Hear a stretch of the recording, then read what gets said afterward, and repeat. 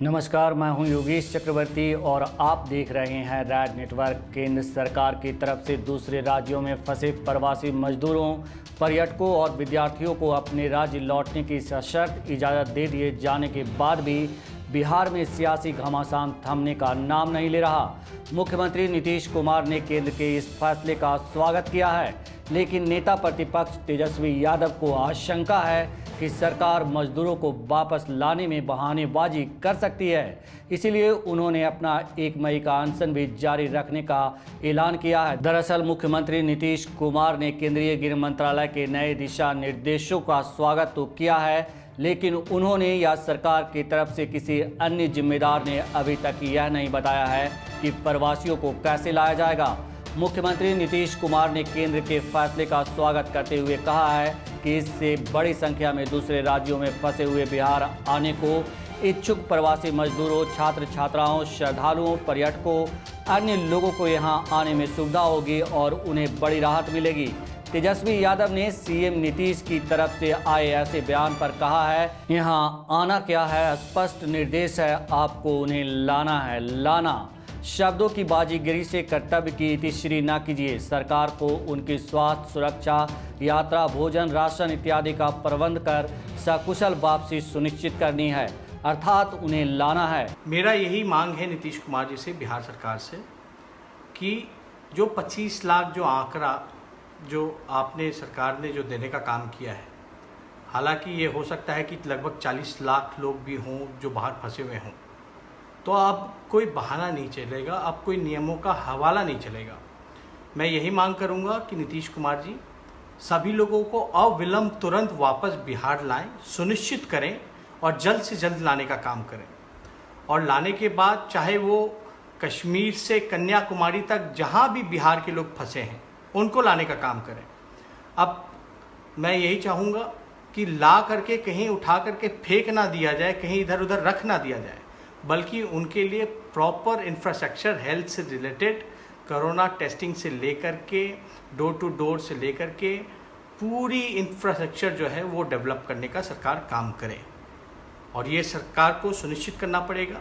और लगातार हम विपक्ष के लोगों की ये मांग रही है और लगातार संघर्ष हम लोगों ने किया है ताकि बिहार से जो फंसे जितने भी माइग्रेंट हैं, जो फंसे हुए मजदूर हैं या छात्र छात्राएं हैं, वो बिहार आ सके। इस पूरे मामले को ठीक से समझने के लिए जरा केंद्र सरकार की तरफ से जारी दिशा निर्देशों पर फिर से नजर डालिए। पहला, इसमें कहा गया है कि राज्य और केंद्र शासित प्रदेश इस काम के लिए नोडल अथॉरिटीज नामित करेंगे और फिर ये अथॉरिटीज अपने अपने यहाँ फंसे लोगों का रजिस्ट्रेशन करेगी। जिन राज्यों के बीच लोगों की आवाजाही होनी है, वहाँ की अथॉरिटीज एक दूसरे से संपर्क कर सड़क के जरिए लोगों की आवाजाही सुनिश्चित करेगी।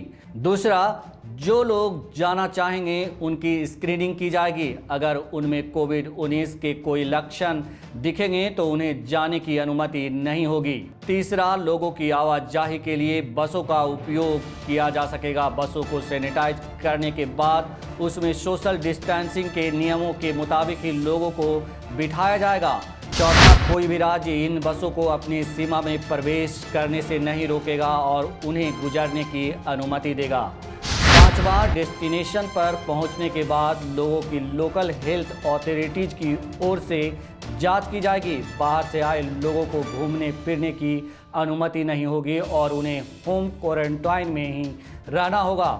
ज़रूरत पड़ी तो उन्हें अस्पताल, स्वास्थ्य केंद्रों में भी भर्ती किया जा सकता है। उनकी समय समय पर जांच होती रहेगी। छठा, ऐसे लोगों को आरोग्य सेतु का इस्तेमाल करना होगा ताकि उनके स्वास्थ्य पर नज़र रखी जा सके। साफ है कि दूसरे राज्यों में फंसे मजदूरों और छात्रों की बिहार वापसी के लिए सरकारी स्तर पर प्रयास किए जाएंगे, तभी उनकी वापसी मुमकिन हो सकेगी। यानी मजदूरों को वापस लाना है तो बिहार सरकार को इस बारे में पूरी कार्य योजना तैयार करनी होगी। इसीलिए आरजेडी के नेता नीतीश कुमार की तरफ से आए बयान को संदेह से देख रहे हैं। सुनिए उनका क्या कहना है। अब बिहार के हमारे मुख्यमंत्री जी को बिना वक्त गवाए, जो लगातार जो हम लोग आग्रह कर रहे थे उनसे, बिना वक्त गवाए फौरी तौर पर व्यवस्था करनी चाहिए।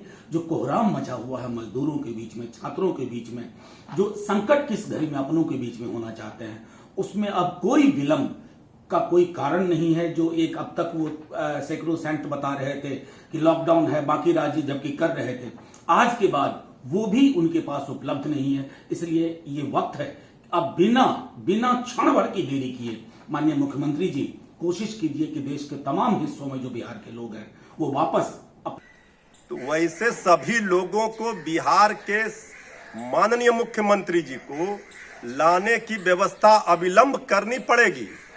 माननीय मुख्यमंत्री जी केंद्र सरकार को धन्यवाद दे रहे हैं और कह रहे हैं कि अब सहूलियत होगी आने में।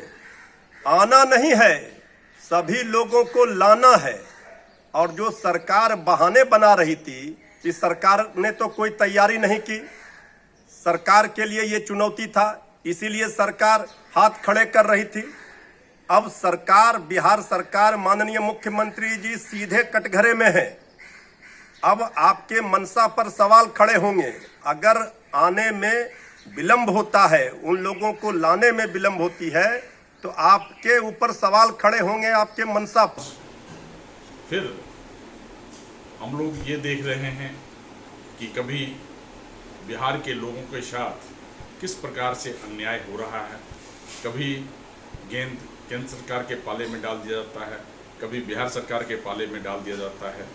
लेकिन आप लोगों के संघर्ष के बदौलत माननीय तेजस्वी यादव नेता प्रतिपक्ष के नेतृत्व में जन दबाव में आके सरकार को आखिर काम करना पड़ेगा, ताकि बिहार के मजदूरों को, छात्रों को न्याय मिल सके। वैसे इस मामले पर अब सत्ता पक्ष के नेता भी खुलकर आवाज उठाने लगे हैं कि प्रवासी लोगों को हर हाल में वापस लाया जाए। यहाँ भी बिहार के छात्र जो फंसे और जो आना चाहते हैं, और बिहार के लाखों मजदूर जो चेन्नई से लेकर, केरल से लेकर दिल्ली, गुजरात, हर राज्य में जो बिहार के मजदूर जो घर आना चाहते हैं, उनके आने का मार्ग प्रशस्त हो गया है। केंद्र सरकार ने कुछ शर्तें लगाई हैं कि जिसमें बसों के द्वारा वो आ सकेंगे, उनकी पूरी स्क्रीनिंग होगी, और जो संबंधित राज्य में आएंगे तो उनको जांच पड़ताल के बाद उनको होम क्वारंटाइन में रखा जा सकेगा। भारत सरकार की जो गाइडलाइंस आई है, हम समझते हैं कि ये गाइडलाइंस माननीय मुख्यमंत्री जी नीतीश कुमार ने खुद ही प्रधानमंत्री जी की जो प्रेस विज्ञप्ति जारी हुई थी माननीय मुख्यमंत्री जी के ऑफिस से, उसमें ये बात कहा गया था। उन्होंने मांग किया था कि आप अपने गाइडलाइंस में चेंजेस लाइए, तभी हम, क्योंकि आपने खुद ही लॉकडाउन को स्ट्रिक्ट करने के लिए और इसमें किसी तरह की छूट नहीं देने की चर्चा की थी। तो हम समझते हैं कि उसके लाइट में ये गाइडलाइंस में चेंजेस किया गया है। तो हम समझते हैं कि बिहार के जो लोग बाहर फंसे हुए हैं उनको इसका फायदा होगा। केंद्र सरकार की नई गाइडलाइंस के बाद नीतीश सरकार पर प्रवासी लोगों को वापस लाने का दबाव बढ़ गया है। वहीं विपक्ष भी बाजी अपने हाथ से निकलने देने के लिए तैयार नहीं है। आरजेडी नेता तेजस्वी यादव ने कहा है कि बिहार सरकार को अविलंब, बिना किंतु परंतु के अप्रवासी बिहारी श्रमवीरों को बिहार लाने की तत्काल व्यवस्था में युद्ध स्तर पर लग जाना चाहिए। उन्होंने कहा है कि देश के हर एक कोने में फंसे हुए प्रत्येक बिहारी को सकुशल और ससम्मान उनके घर तक पहुंचाना सरकार के कर्तव्य के साथ जिम्मेदारी भी है। उन्होंने कहा है कि जब तक बिहार सरकार केंद्रीय गृह मंत्रालय के दिशा निर्देशों और एडवाइजरी का अनुपालन और कामगारों की वापसी यात्रा और भोजन सहित सभी उचित प्रबंध करते हुए देश के कोने कोने में फंसे अप्रवासी बिहार वासियों को बिहार नहीं लेकर आती, तब तक उनकी मांग जारी रहेगी। पार्टी का 1 मई को अंतर्राष्ट्रीय मजदूर दिवस पर सुबह 10 बजे से 12 बजे तक आहूत अनशन कार्यक्रम यथावत जारी रहेगा। उधर लालू प्रसाद यादव ने ट्वीट कर कहा है कि नीतीश सरकार ने जिस तरह से गरीबों का अपमान किया है उसका बदला गरीब खुद लेंगे। उन्होंने कबीर दास के एक दोहे का जिक्र करते हुए कहा है कि माटी कहे कुम्हार से तू क्या रौंदे मोई, एक दिन ऐसा आएगा मैं रौंद दूंगी तोय। उन्होंने कहा है कि जो रवैया सरकार बिहार के बेटे बेटियों के प्रति अपना रही है, ये करोड़ों दुखियारे सरकार के प्रति अपनाएंगे। अगर आपको हमारी ये खबर अच्छी लगी हो तो इसे लाइक करें, नीचे कमेंट बॉक्स में कमेंट कर अपना बहुमूल्य सुझाव जरूर दें, ज़्यादा से ज़्यादा शेयर करें। और आपने अब तक रैड नेटवर्क को सब्सक्राइब नहीं किया है और आपको लगता है कि हम खबर को खबर की तरह परोसते हैं, किसी चाशनी में नहीं डुबोते, तो रैड नेटवर्क को सब्सक्राइब जरूर करें। ताकि जैसे ही हम कोई वीडियो अपलोड करें आपको तुरंत इसका नोटिफिकेशन मिल जाए और आप और हम एक दूसरे से जुड़े रहें। नमस्कार।